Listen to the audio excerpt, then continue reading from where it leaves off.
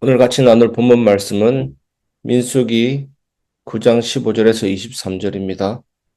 성막을 세운 날에 구름이 성막 곧 정거계의 성막을 덮었고 저녁이 되면 성막 위에 불 모양 같은 것이 나타나서 아침까지 이르렀으되 항상 그러하여 낮에는 구름이 그것을 덮었고 밤이면 불 모양이 있었는데 구름이 성막에서 떠오르는 때에는 이스라엘 자손이 곧 행진하였고 구름이 머무는 곳에 이스라엘 자손이 진을 쳤으니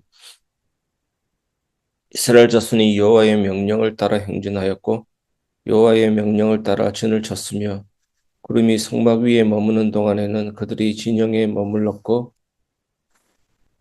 구름이 성막 위에 머무는 날이 오래될 때에는 이스라엘 자손이 여호와의 명령을 지켜 행진하지 아니하였으며 혹시 구름이 성막 위에 머무는 날이 적을 때에도 그들이 다만 여호와의 명령을 따라 진영에 머물고 여호와는 명령을 따라 행진하였으며 혹시 구름이 저녁부터 아침까지 있다가 아침에 그 구름이 떠오를 때에는 그들이 행진하였고 구름이 밤낮 있다가 떠오르면 곧 행진하였으며 이틀이든지 한 달이든지 1년이든지 구름이 성막 위에 머물러 있을 동안에는 이스라엘 자손이 진영에 머물고 행진하지 아니하다가 떠오르면 행진하였으니 곧 그들이 여호와의 명령을 따라 진을 치며 여호와의 명령을 따라 행진하고 또 모세를 통하여 이르신 여호와의 명령을 따라 여호와의 직임을 지켰더라. 아멘.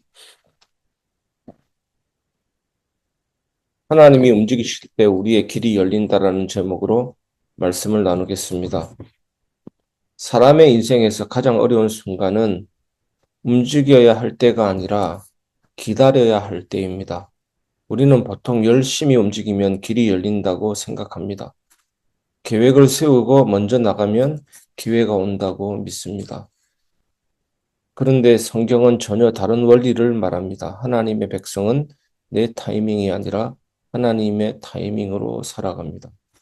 우리는 우리 자기 자신에 대해서 큰 기대를 가질 수가 있습니다. 내가 무엇이라도 할 수 있을 것 같다라는 생각이 듭니다.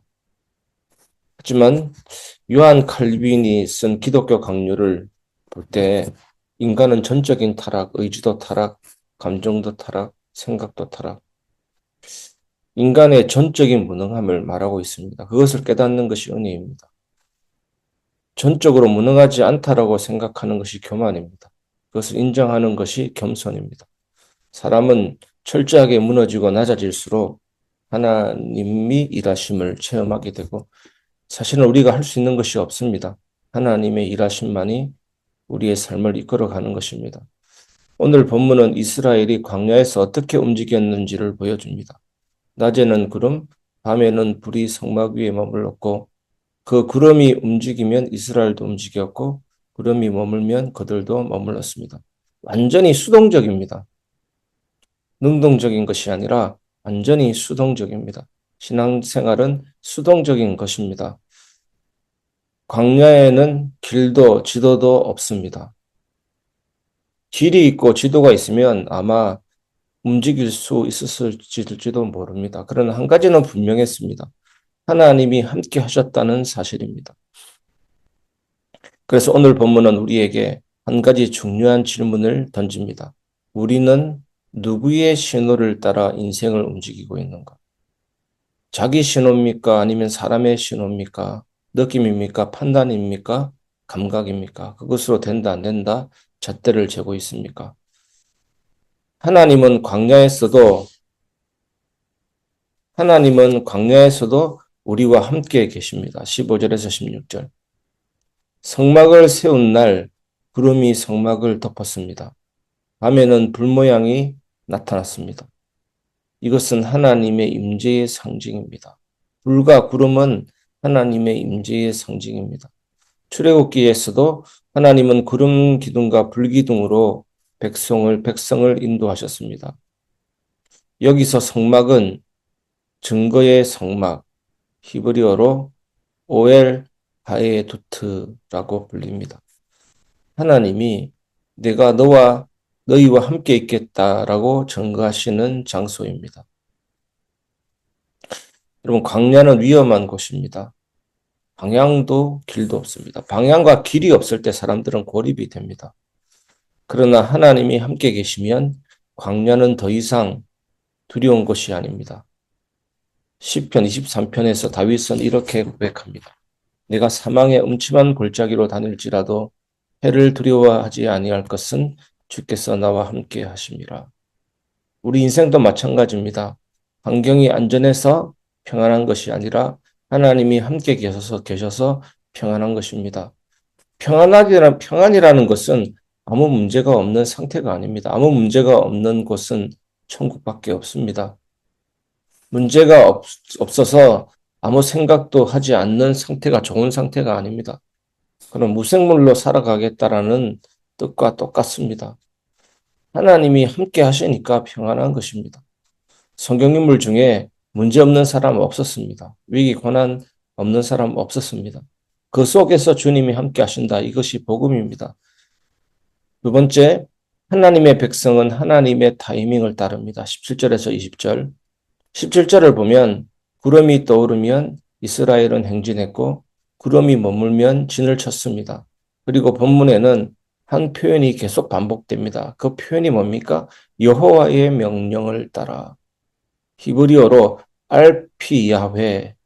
알피야회인데 직역하면 여호와의 입을 따라라는 뜻입니다. 즉 이스라엘은 어떤 상태로 움직였습니까? 자기 판단이 아닙니다. 하나님의 말씀을 기준으로 움직였습니다. 구름이 오래 머물면 오래 기다렸고 짧게 머물면 곧 이동했습니다. 기준은 하나님의 임재, 하나님의 말씀입니다. 여러분, 기다림의 기간은 중요하지 않습니다. 중요한 것이 뭡니까? 순종입니다. 구름이 안 떠오르면 거기에 대한 우리의 순종입니다. 성경의 인물들도 하나님의 타이밍을 배웠습니다. 아브라함은 약속의 아들을 25년 기다렸고 요셉은 13년의 시간을 통과했고 다윗은 왕이 되기까지 긴 시간을 기다렸습니다. 하나님은 우리를 조급한 사람이 아니라 하나님을 신뢰하는 사람으로 만들기 때문입니다. 이것이 하나님의 섭리의 방향입니다. 하나님을 신뢰하는 사람으로 만든다. 하나님은 자기 백성을 하나님을 신뢰하는 사람으로 만든다. 이때 하나님이 자기 백성을 하나님의 신뢰하는 사람으로 만들 때 그 섭리의 특징은 어떤 특징이 있습니까? 예수 믿는 사람이 왜 저래? 다른 사람들이 볼 때는요. 예수 믿는 사람이 왜 저래? 참 안 됐다. 짠하다. 이런 모습일 수 있습니다. 하나님이 신뢰의 사람으로 만들고 계시며 하나님이 섭리로 움직이고 계시는 모습의 특징입니다. 극단적인 예를 보십시오. 요셉의 삶의 모습은 어땠습니까? 다윗의 삶의 모습은 어땠습니까? 다니엘과 다니엘 세 친구는 어땠습니까? 예수님의 제자는 어땠습니까? 바울의 모습은 어땠습니까? 그것이 하나님을 신뢰하는 사람으로 만들 때 그런 모습을 볼 수 있으나 그것이 놀라운 구원의 역사를 이루고 하나님의 뜻을 이루는 것입니다. 세 번째, 하나님의 백성은 끝까지 하나님의 신호를 따라 삽니다. 21절에서 23절. 본문은 이렇게 말합니다. 이틀이든지 한 달이든지 1년이든지 구름이 머물면 이스라엘은 계속 머물렀습니다. 그리고 구름이 떠오르면 언제든지 어떻게 했습니까? 출발했습니다. 여기서 마지막 23절에 중요한 표현이 있습니다. 여호와의 직임을 지켰더라. 히브리어 미시메레트, 지키다, 파수하다라는 뜻입니다. 이스라엘은 마치 파수꾼처럼 하나님의 신호를 기다리며 살았습니다. 100m 달리기 선수가 총소리보다 먼저 출발하면 실격이 되는 것처럼 하나님의 사람도 하나님보다 앞서 나가면 길을 잃습니다. 그러나 하나님을 따라 움직이면 길이 열립니다. 요한 칼빈이 기독교 강요, 엄청나게 두꺼운 책이지만 방대한 양이 있지만 철저하게 지키는 것이 있습니다. 하나님의 말씀이 많이 설명하면 많이 기록하고 하나님의 말씀이 대충 넘어가면 더 이상 설명하려 하지 않고.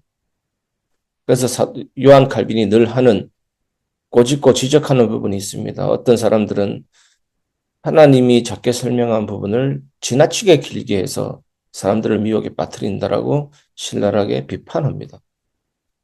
그 부분에 대해서는 아예 생각하지 마라. 그것이 요한 칼빈의 어떤 사상의 특징입니다. 여러분, 하나님의 신호를 파수꾼처럼 지키며 기다리는 그런 삶이 오늘 되시기를 주 예수님의 이름으로 축복합니다. 결론을 말씀드리겠습니다. 구름을 보면 길이 보인다입니다. 이스라엘은 광야에서 길을 찾지 않았습니다. 이스라엘이 광야에서 길을 찾았습니까, 여러분? 옛날 사람처럼 침을 튀겨가면서 손바닥에 여기가 저기가 점치지도 않았습니다. 그냥 구름만 보았습니다. 구름. 아무 생각 없는 모습처럼 판단과 자기 계획이 없었던 상태였습니다. 구름만 보았습니다. 왜냐하면 구름이 움직이면 길이 열리기 때문입니다. 우리 인생도 마찬가지입니다. 길을 찾으려고 애쓰는 것보다 하나님을 바라보는 것이 더 중요합니다. 하나님이 움직이시면 막힌 길이 열립니다. 그래서 우리는 이렇게 기도해야 됩니다. 주님, 제 계획이 아니라 주님의 신호를 따라 움직이게 하소서. 그렇게 살면 광야 같은 인생에서도 길을 잃지 않습니다. 왜냐하면 하나님이 우리를 반드시 약속의 자리까지 인도하시기 때문입니다. 오늘 여러분들에게 참된 은혜가 있기를 주 예수님의 이름으로 축복합니다.